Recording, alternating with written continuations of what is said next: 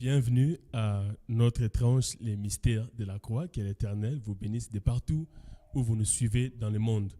Que l'Éternel se souvienne de vous et que sa grâce surabonde encore une fois de plus dans nos vies. Vraiment, là, à la présentation, c'est votre bien-aimé Jimmy Chimanga, à la présentation de votre émission, les mystères de la croix. Alors, que l'Éternel bénisse toute l'équipe de TCTV qui nous accompagne et tous nos fidèles téléspectateurs qui nous suivent en ce moment et vous tous qui nous suivez et les amis fidèles à cette chaîne de télévision. Et je ne sais pas avec quel device à laquelle vous utilisez pour nous suivre. Nous pensons que la grâce de Dieu cet après-midi va surabonder dans nos vies. Je serai seul cet après-midi présenter votre émission. Je serai seul ce soir partager avec vous la parole du Seigneur. Alors, notre sujet d'aujourd'hui s'intitule « Pourquoi mourir sur la croix ?» Pourquoi mourir sur la croix? En d'autres termes, pourquoi Christ devait-il mourir sur la croix? Alors, pour rappeler encore nos bien-aimés, la tranche s'intitule « Le mystère de la croix ». Alors, nous avons dit à l'introduction de notre émission que cette émission tournera tout autour du mystère qui est caché derrière l'œuvre de la croix. Et ce soir, nous introduisons un sujet qui est vraiment capital pour vous qui nous suivez et pour nous qui sommes ici au plateau. Pourquoi Christ devait-il mourir sur la croix? En quelques mots, nous dirons, bien aimé, la croix est un signe distinctif des chrétiens dans le pays de tout le monde. Dans le monde entier, la croix, c'est un symbole qui nous distingue de toute autre religion, si je peux le dire. La croix dans sa simplicité. Alors, une croix représente réellement la chose à laquelle nous sommes attachés aujourd'hui, qu'on appelle le christianisme. Quand je disais la croix dans toute sa simplicité, cela veut dire la croix sans pour autant qu'il y ait une image d'une personne qui est crucifiée. Alors, la croix dans sa simplicité, c'est un signe qui nous distingue, qui fait la distinction de tous les chrétiens des pays distincts. Alors, que l'Éternel nous bénisse parce qu'aujourd'hui, nous parlerons au long et à large pourquoi Christ devait-il mourir à la croix. Sur la croix, Christ n'a pas passé toute une journée. Il n'a que passé en vérité, je nous le dirai, Christ n'a fait que quelques heures sur la croix. Il n'a fait que quelques heures sur la croix et ces heures sont les heures les plus importantes de toute l'histoire de l'humanité. Christ à la croix, il n'a pas fait toute la journée. Les quelques heures que Christ a passées sur la croix, ce sont des heures que je dirais, ce sont des heures qui auraient plus des heures pareilles durant toute notre vie, même après notre vie. Après notre vie, il n'y aurait pas, cela s'est passé, c'est bien déroulé avant nous. Il n'y aurait pas des heures pareilles. Les 3 heures, les 4 heures, les 5 heures, nous allons bien les découvrir tous ensemble. Et Christ à la croix expia par une parole, tout est accompli. Tout est accompli. Tous nos problèmes étaient résolus à la croix. Nos difficultés, nos souffrances, nos malédictions prenaient terme à la croix de Christ suite à la parole que Christ avait prononcée sur la croix. Au début, à l'introduction de notre émission, nous avons dit que cette émission se base sur le passage de 1 Corinthiens chapitre 1, à partir du verset 17, si vous voulez, mais le 18, c'est le passage que nous lirons aujourd'hui, 1 Corinthiens 1, 18, s'il vous plaît. La prédication de la croix est une folie pour ceux qui périssent, mais pour nous qui sommes sauvés, elle est une puissance de Dieu. Réellement, j'aimerais que là où vous êtes, vous qui nous suivez, vous qui croyez avec moi, que Christ est monté, que Jésus-Christ crucifié, cette prédication qui est annoncée à nous aujourd'hui est une puissance pour tous ceux qui croient. Alors je crois que vous qui croyez, la croix représente pour nous une puissance. Sans oublier que notre sujet d'aujourd'hui s'intitule « Pourquoi Christ devait-il mourir à la croix ?» Pourquoi mourir à la croix? Alors, j'aimerais un peu nous rappeler l'historique des faits qui se sont déroulés à l'époque de Christ. Les religieux, c'est-à-dire les souverains sacrificateurs, les pharisiens et les sadducéens de ce temps-là, n'avaient pas compris, et tout Israël n'avait pas compris pourquoi Christ devait mourir à la croix. Et cela c'est fait même aujourd'hui. Il y a de ceux-là qui ne croient pas, qui ne voient pas Christ mourir à la croix comme la puissance de Dieu. Les religieux d'Israël n'ont pas compris le sens de la mort de Christ sur la croix. Ils attendaient un Messie roi et non un Messie souffrant. Ils ont perçu la crucifixion de Christ comme scandaleuse. Que voulons-nous dire sur ce point? Nous voulons démontrer ce soir que les religieux des temps de Jésus, compte tenu de ce qu'ils savaient de la loi, ils ont aperçu Christ crucifié comme quelque chose de honte, comme une chose honteuse, comme une chose d'humiliant. C'est-à-dire, lorsque vous lisez dans la Bible, dans le livre de Deutéronome chapitre 21, le verset 23, la Bible nous dit ceci: celui qui est pendu est un objet de malédiction auprès de Dieu. C'est-à-dire la personne qui subit une mort de pendaison, ou soit quelqu'un qui est pendu au bois, comme Christ était suspendu au bois, c'était un objet de malédiction. Alors la croix était alors un instrument de malédiction selon ce qui est écrit à la loi de Moïse. Alors, pour ne pas beaucoup y traîner, Moïse nous a donné la loi qui est l'image de ce que Christ est venu accomplir. Alors, quant aux anciens juifs, quant aux religieux, ils ont vu un Christ pour eux. Et même aujourd'hui, il y a de ceux-là qui attendent un Jésus qui vient mettre fin à la pauvreté, qui vient mettre fin à la souffrance, qui vient mettre fin aux guerres, qui vient mettre fin à ce dont nous manquons. Il y a de ceux-là qui attendent encore un tel Jésus. Parce qu'il y a eu aussi, au temps de Jésus, des personnes qui attendaient un Messie, un roi, disons, qui viendrait mettre fin à la domination romaine. Parce qu'à l'époque de Jésus, nous avons compris, nous avons découvert que les Juifs de cette époque étaient sous la domination romaine. Pour dire, dans leur pays, dans leur territoire, dans leur patrie, ils étaient dominés par un peuple étranger, qui sont des Romains.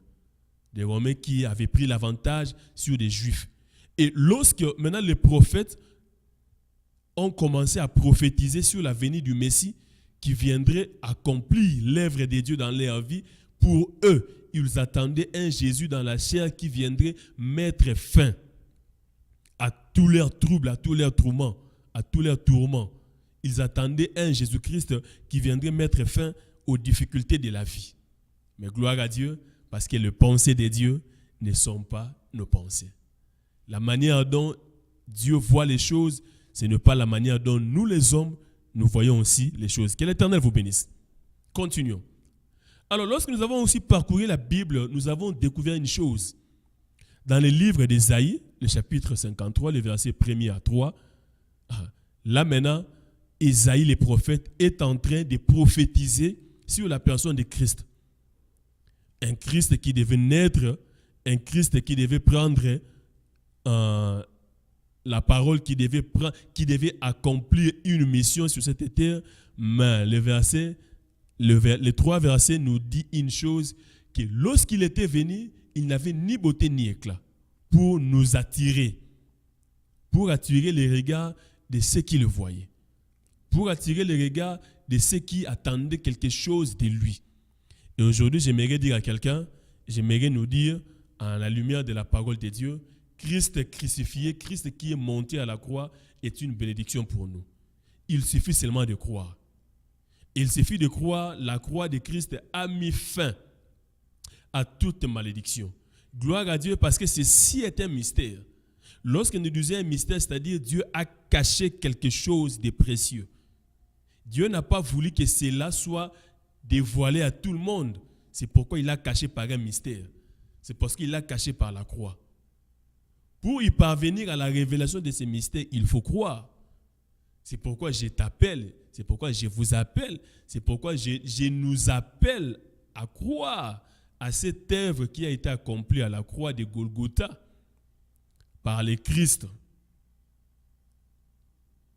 Et si vous croyez à la parole de Dieu, si vous croyez à l'œuvre qui a été accomplie à la croix de Golgotha, le Seigneur de gloire manifestera sa puissance dans ta vie. Comme Paul l'a souligné dans 1 Corinthiens 1, 18, que la prédication de la croix est une puissance de Dieu pour tous ceux qui croient. Et je crois ce soir, votre foi à la parole de Dieu mettra fin à toutes vos difficultés. Que l'Éternel nous bénisse. Que l'Éternel nous bénisse. Nous continuons et nous évoluons. Nous avons dit pourquoi Christ devait-il mourir à la croix? Pourquoi la croix? Oui, il devait mourir. Pourquoi Dieu a choisi la mort de la croix? Revenons sur le fait historique. Lorsque nous revoyons encore l'histoire, nous remarquons une chose. À l'époque de Jésus, au temps de Jésus-Christ, les Romains qui dominaient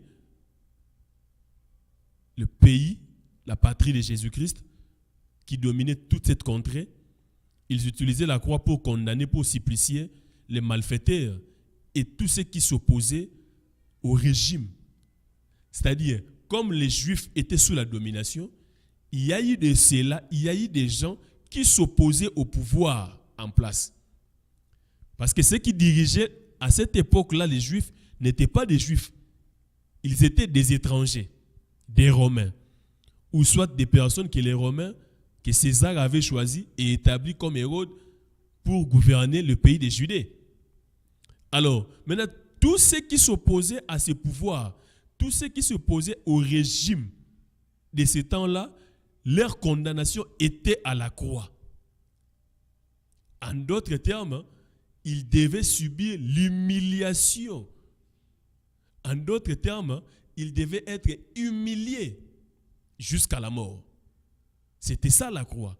C'est pourquoi lorsque vous lisez encore plus loin, vous comprendrez que même Pierre aussi a subi aussi la croix. Mais la croix qui était différente, il a été crucifié de la différente manière que notre Sauveur Jésus-Christ. Pourquoi la mort à la croix? J'aimerais nous rappeler qu'à la croix, ces jours-là, lorsque Christ fut crucifié, ils n'étaient pas seuls, ils étaient au nombre de 3. Au côté de lui, 2 brigands. Au côté de lui, il y avait 2 personnes, 2 malfaiteurs aussi. Parce que Christ était reconnu comme un malfaiteur aussi. Parce que Christ, nous allons l'éprouver au fur et à mesure que nous avançons, Christ était aussi reconnu comme quelqu'un qui s'opposait au régime. C'est pourquoi il devait subir la croix. Pourquoi? Pourquoi Christ devait monter à la croix? Premièrement, selon les Juifs qui l'ont accusé, ceux qui ont accusé Christ, parmi les accusations de Christ, il y a parmi elles une qui disait « Il s'est proclamé roi des Juifs ». En d'autres termes, ils ont voulu présenter Christ comme quelqu'un qui a mené la rébellion au régime de César. En d'autres termes, ils ont présenté Christ comme quelqu'un qui s'opposait au pouvoir en place. C'est le premier point, c'est proclamant le roi. Le deuxième point, il s'est déclaré fils de Dieu. Pour les religieux de ce temps-là, c'est proclamer fils de Dieu. En d'autres termes, voulait dire, vous prenez même la place de Dieu et vous mériterez la mort. Votre condamnation serait la mort. Maintenant, on se demande, on se pose des questions. Oui, il s'est proclamé fils de Dieu. Oui, il s'est proclamé roi des Juifs. Mais lorsque nous relisons encore la Bible, on a compris une chose. À l'époque de Jésus-Christ, les Juifs avaient l'habitude de lapider des gens. Depuis l'époque de Moïse. Quelqu'un qui s'est proclamé fils de Dieu devait être lapidé. Mais pourquoi Christ n'est pas lapidé? Pourquoi Christ n'a pas subi la lapidation ou la décapitation? Pourquoi? La réponse est celle-ci. Parce que selon le plan de Dieu, Dieu avait déjà prévu une croix pour notre Sauveur. Selon le plan de Dieu, j'aimerais dire à quelqu'un ce soir, j'aimerais nous rappeler ce soir, rappeler à notre foi que la croix n'est pas une surprise. que la croix, la mort de Jésus-Christ sur la croix n'est pas une surprise. Cela a été planifié dès le commencement par Dieu. Dieu est l'auteur même de cette œuvre de la croix. Dès le commencement, dès la Genèse, la croix a été déjà planifiée. La croix a été déjà préparée. La mort à la croix. Selon le plan de Dieu, il a fallu que notre Sauveur, Jésus-Christ, subisse l'ignominie, subisse une souffrance terrible, physique et morale. C'est pourquoi j'aimerais nous rappeler encore une chose. Il y a de ceux-là qui se proclament des dieux, qui se disent des fils de Dieu. Il y a de ceux-là qui disent que eux, ils sont la voie qui amène au salut. Mais j'aimerais te rappeler, bien-aimé, ils se trompent. Il n'y a pas de salut en aucun nom. Sur cette terre des hommes à laquelle nous vivons, il n'y a personne qui est venu nous sauver si ce n'est Jésus-Christ de Nazareth. Et si nous comparons les faits, la manière, parce que les faits scientifiques et historiques ont prouvé bel et bien que Jésus-Christ a existé, que sa crucifixion a eu lieu. Il y a des témoins qui ont vécu cela.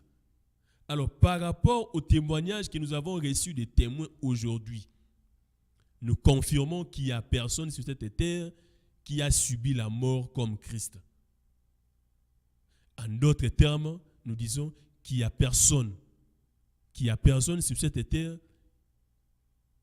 qui peut mourir de la manière dont notre Jésus-Christ est mort. Quelle souffrance! Ils étaient crucifiés au nombre de 3, mais la souffrance que Christ a vécue jusqu'à la croix n'est pas comparable aux souffrances des 2 brigands. J'aimerais nous rappeler que Christ est mort et il n'y a personne encore sur cette terre qui vivra cette sorte de mort. La mort de Christ a marqué l'histoire. La mort de Christ a marqué les temps. La mort de Christ marque toutes les époques. Même la science l'atteste. Même l'histoire la prouve. Donc en cela, il n'y a pas de contradiction. Que l'Éternel nous bénisse. Selon le plan de Dieu, je le disais, Dieu avait déjà planifié que Christ, son fils Jésus, devait mourir à la croix. Mourir à la croix et connaître subir l'ignominie, une souffrance terrible. On a arraché les barbes, frappé à coups de fouet, et portant sa croix, crucifié, portant la couronne d'épines. Telle souffrance et une telle mort, il a vécu tout cela rien que pour nous. Pourquoi? Parce qu'au prix de Dieu, nous avons des prix. Nous avons un grand prix, à ces prix. Que l'Éternel nous bénisse. Lorsque nous disons que Christ a subi une telle souffrance, c'était en raison de notre salut. En raison de notre salut, nous allons un peu traîner sur ces versets, sur ces passages de la Bible. C'est les prophètes, là maintenant, c'est le prophète David, si je peux l'appeler aussi prophète. C'est le prophète David qui prophétise dans le psaume 22. Dans le psaume 22, ce sont des siècles bien avant que Christ vienne sur cette terre des hommes. C'est des siècles bien avant. Dans le psaume 22, roi David avait déjà vu comment Jésus-Christ passerait ses derniers temps sur cette terre. Comment Jésus-Christ passerait sa vie, ses derniers temps sur la terre des hommes et comment il devait mourir. Lorsque nous pouvons lire quelques passages que l'Éternel nous accorde du temps, de ces chapitres de Psaume 22, la Bible nous dit ceci. Vous pouvez prendre votre Bible avec nous et faisons la lecture ensemble. Au chef des chantres sur biche de l'Aurore. Alors, à partir du 2e verset, mon Dieu, pourquoi m'as-tu abandonné? Et t'éloignes-tu sans me secourir, sans écouter mes plaintes? Mon Dieu, j'écris les jours et tu ne réponds pas la nuit, pourtant tu es saint, ainsi de suite. Alors, il criait à toi. Lorsque vous continuez tous ces chapitres de Psaume 22, vous allez comprendre. Vous allez comprendre ensemble avec moi que dans le plan de Dieu, il y avait déjà préparation d'une croix. Dans le plan de Dieu, il y avait déjà la préparation de la mort de Christ qui était déjà prévue. Et cette mort est une mort incomparable. Comme je l'ai déjà dit précédemment, que personne sur cette terre ne vivra encore cette mort. Personne sur cette terre ne peut vivre encore la mort comme celle de Christ. Une telle souffrance, les gens qui subissent des oppressions, des guerres, cela n'est pas comparable à la mort de Christ. Alors, revenons à notre sujet. Pourquoi mourir à la croix? Pourquoi mourir à la croix? J'aimerais nous faire voir une chose.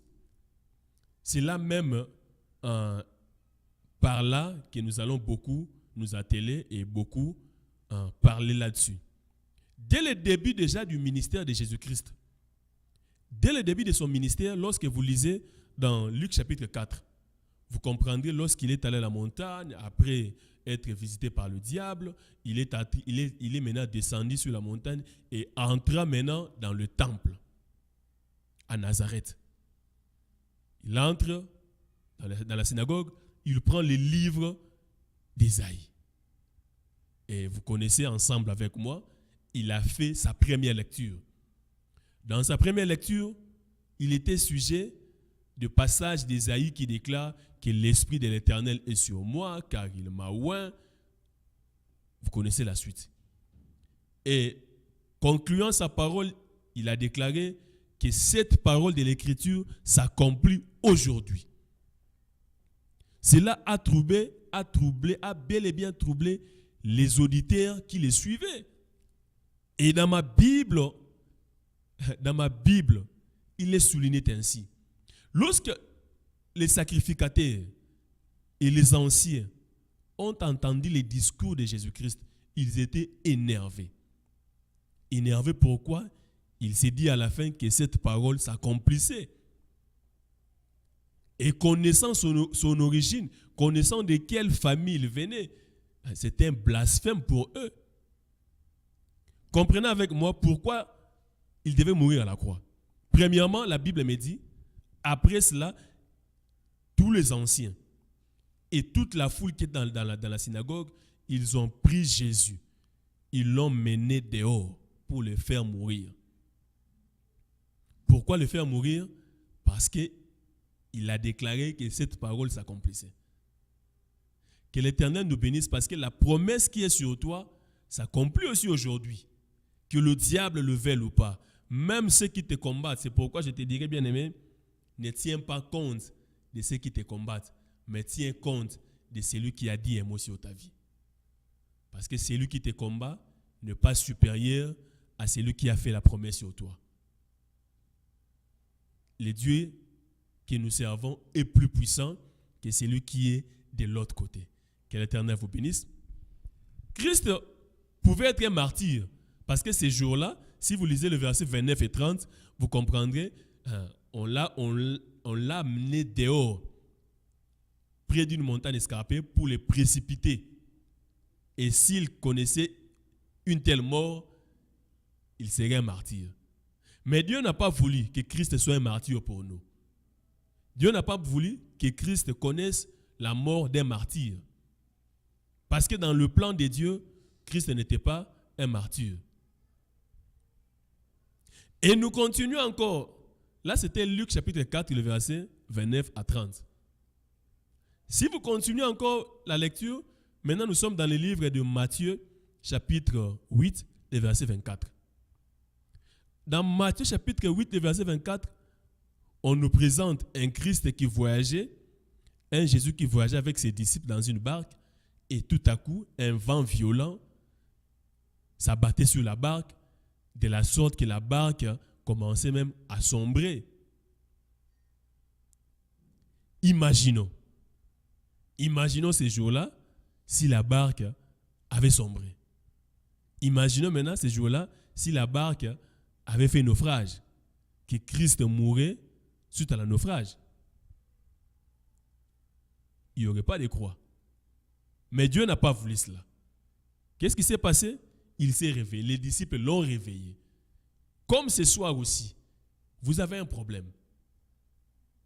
Le vent s'abat sur votre maison, votre travail, votre mariage. Ne vous découragez. Réveillez-le. Il est là. Comme il est tout près de vous, réveillez-le. Ne le laissez pas dormir, réveillez-le. Et lorsqu'il se réveille, il dira au monde, il dira aux eaux et au vent, stop. Tout ce qui te trouble ce soir, que cela soit stoppé au nom de Jésus. Et nous continuons la lecture lorsque nous arrivons dans le livre de Matthieu chapitre 16, le verset 23. Ma Bible souligne une chose, une histoire vraie. Avant le passage ici, vous lirez avec moi, vous verrez comment Pierre, l'un des 12, Pierre, l'un des 3, Pierre, l'un des proches de Jésus-Christ, Pierre qui a pris des révélations sur la personne de Jésus. Lorsqu'un jour, Jésus leur questionnait sur lui, qu'est-ce que les gens disent à propos de moi? Ils ont dit qu'il dit ceci, qu'il dit cela, et Jésus allait retourner la question. Et vous, que dites-vous de moi? Ma Bible souligne que ces jours-là, Pierre, poussé par l'Esprit, a déclaré des choses vraies. Que tu es le Messie, le Fils de Dieu vivant. Mais en rapport avec ces versets ici, vous comprendrez que lorsque Christ maintenant présentait comment il devait mourir, lorsque Christ a commencé à présenter aux disciples quelle est la mort qui lui attendait, ces jours-là, le diable excita Pierre de s'opposer à la volonté de Dieu. Et vous comprenez la suite? Christ lui a dit, arrière de moi, Satan, parce qu'il avait compris que les pensées qui animaient Pierre n'étaient pas les pensées de Dieu, mais c'était les pensées du diable. C'est pourquoi il lui a replié en disant, arrière de moi, Satan. Pourquoi Satan? C'est parce que Satan, dans ses initiatives, il ne voulait pas que Christ monte sur la croix. Parce qu'il savait, et il le sait encore ce soir, j'aimerais seulement nous rappeler, nous prédicateurs de la parole, que la croix est une puissance de Dieu. La puissance de Dieu ne réside ni dans l'eau, la puissance de Dieu ne se réside ni dans l'huile, ni dans le mouchoir, mais la puissance de Dieu se réside dans le nom de Jésus-Christ. Pas n'importe quel Christ, mais le Christ crucifié et ressuscité. C'est ça même la base de notre évangile. C'est ça même la base. Si Christ est monté sur une croix, pourquoi il est mort sur une croix? Parce que cela était le dessein de Dieu. Et pour conclure en ces jours, j'aimerais nous dire, la croix n'a pas tué Jésus-Christ. Parce que personne n'avait le pouvoir de lui ôter la vie. La croix n'était qu'un symbole. La croix n'était qu'un chemin préparé par Dieu. Si vous lisez avec moi le livre de Marc, chapitre 10, verset 45, Christ témoigne, il prouve, il démontre comment lui, il a le pouvoir de donner sa vie. Il avait le pouvoir de donner sa vie et de la récupérer. Que l'Éternel nous bénisse, parce que ceux qui te cherchent jour et nuit n'ont pas le pouvoir de t'ôter la vie. C'est Dieu qui détient ton souffle de vie. C'est Dieu qui détient notre vie. Notre vie se trouve entre ses mains. C'est lui qui a le pouvoir de donner et de reprendre. Que l'Éternel nous bénisse. Là, c'était quelques lignes démontrant pourquoi Christ est-il mort sur la croix. Il est mort à la croix. Nous pouvons retenir ceci parce que cela était déjà prévu dans le plan de Dieu. Dans le plan de Dieu, Dieu voyait déjà un Christ assis sur le trône. Quel trône? C'est la croix. La croix représente un trône qui relie le ciel et la terre. La croix représente le trône. En même temps, il est assis sur un trône qui gouvernait la terre et le ciel. Que l'Éternel nous bénisse. Que l'Éternel vous bénisse. N'oubliez pas, si vous avez des questions, Si vous avez des préoccupations, envoyez-nous le message sur les numéros qui s'affichent sur le banc de votre petit écran. Alors, si ces numéros, vous pouvez nous envoyer des messages sur WhatsApp et à notre prochaine séance, nous serons capables de répondre à vos préoccupations. Et si vous voulez nous appeler, il y a un numéro qui s'affiche là, le numéro de notre bureau. Appelez sur ce numéro et vous aurez des réponses. Que l'Éternel bénisse tous ceux qui nous soutiennent. Là, nous sommes à la fin de notre émission.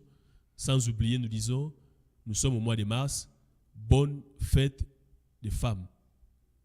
Bonne fête de la femme pour ce mois de mars. Tous les mois de mars, la femme est honorée.